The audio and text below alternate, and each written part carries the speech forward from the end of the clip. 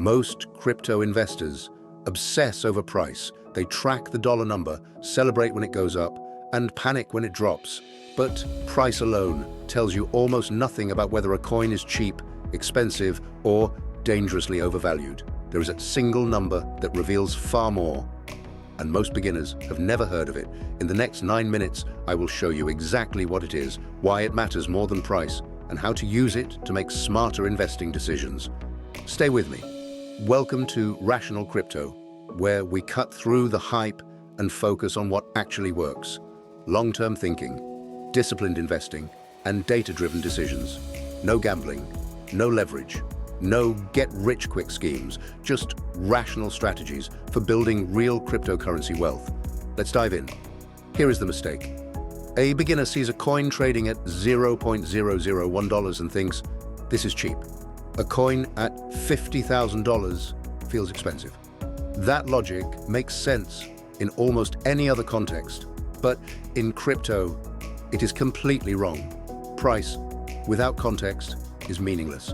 A coin can be priced at fractions of a cent and still be more overvalued than Bitcoin.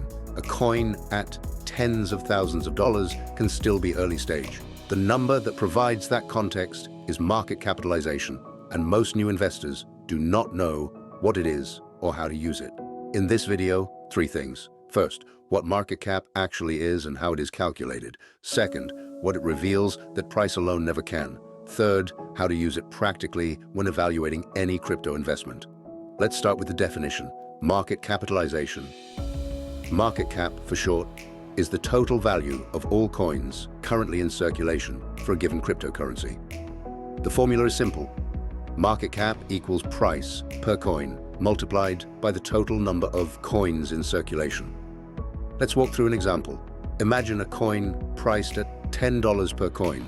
There are 1 billion coins in circulation.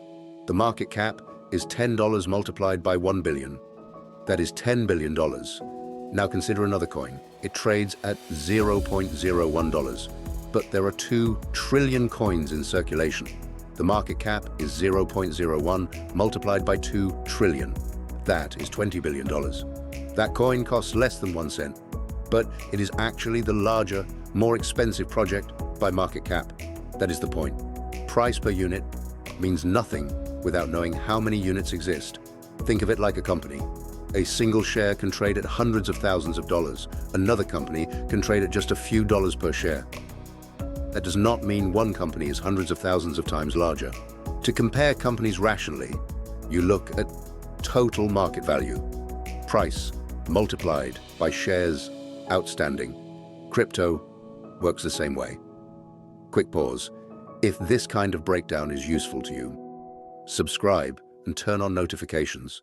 We focus on the frameworks that actually matter for long-term wealth building. Now, here is where market cap gets powerful. Market cap is not just a formula, it is a classification system. It tells you what kind of asset you are dealing with, how established it is, how much room it has to grow, and how much risk it carries. There are 3 broad tiers: large cap, market cap above $10 billion. This is where Bitcoin and Ethereum sit. These are the most liquid, most established, and most widely held assets in crypto. Within a volatile asset class, they represent the lowest relative risk. Mid-cap, roughly $1 billion to $10 billion. These projects have proven some adoption, but carry significantly higher volatility than large cap assets. Small cap, below $1 billion. This is where the highest risk lives and where the most dramatic price swings occur. A small cap project can double quickly. It can also lose most of its value just as fast. The practical rule is simple. Do not ask, is the price low? Ask, what is the market cap and which tier does this project sit in? That single question eliminates most beginner mistakes. There is one more concept to understand. Fully Diluted Valuation, or FDV. Market cap only counts coins currently in circulation. FDV counts all coins that will ever exist. If a project has a small market cap but a much larger FDV, it means a large amount of supply has not yet entered the market. When that supply unlocks, it creates selling pressure. A low market cap with a high FDV is not an opportunity. It is a warning signal. Now, How to use this? Step 1. Check the market cap before the price. When you look at any coin, start with market cap, not price per coin. That immediately puts the asset in the correct context. Step 2. Apply the tier filter. Is it large cap, mid cap, or small cap? Your allocation should change based on the answer. Large cap forms the core. Mid cap requires caution. Small cap is speculative. Step 3. Check the fully diluted valuation. If the FDV is more than 3 times the current market cap, you need to understand the supply unlock schedule. Otherwise, you're buying into dilution. Step 4. Compare within tiers. Comparing a large asset to a tiny one is meaningless. Compare projects of similar size. That is where insight comes from. Step 5. Use market cap to set expectations, not predictions. For a large asset to grow 10 times, it must absorb trillions of dollars. For a small asset to grow 10 times, it needs far less capital. The starting size determines the difficulty of growth. The key is simple. Evaluate assets by total size, not unit price. Every rational decision starts there.